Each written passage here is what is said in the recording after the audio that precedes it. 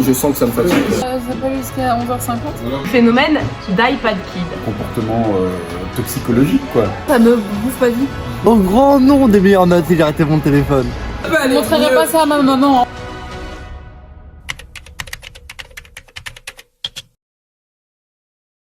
Est-ce que vous pouvez nous parler de votre rapport aux réseaux sociaux un peu et au temps d'écran, comment est-ce que ça vous impacte?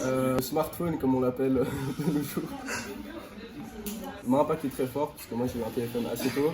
On se fatigue en regardant les réseaux sociaux. Mais tous les samedis où tu te lèves, t'as envie de jouer. Du coup, je passais, je pense, une moitié de mon samedi à jouer. Je dirais que j'ai eu mon téléphone beaucoup trop tôt. Reçu à l'âge de 11 ans.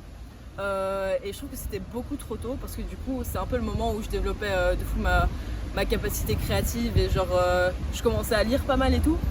Et ça m'a vraiment freiné.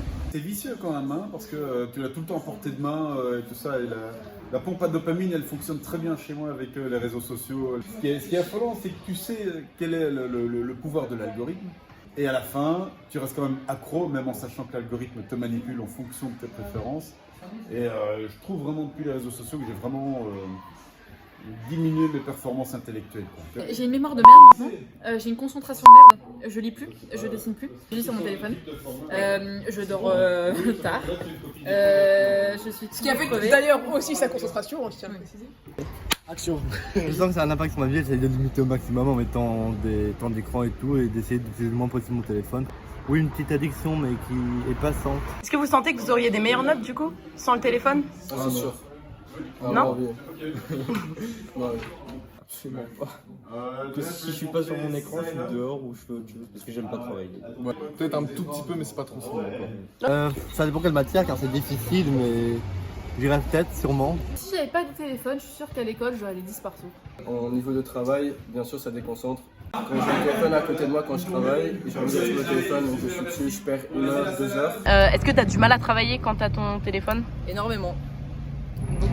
Le téléphone m'a énormément freiné dans ma capacité à me concentrer. Enfin, j'avais déjà des problèmes et là, le téléphone, c'est dès qu'il y a une petite occasion, dès que je me lasse un peu de ce que je suis en train de faire ou de mon devoir, directement le premier réflexe, c'est prendre mon téléphone. Donc tu as vraiment une addiction aux écrans, au téléphone et tout ça, quoi.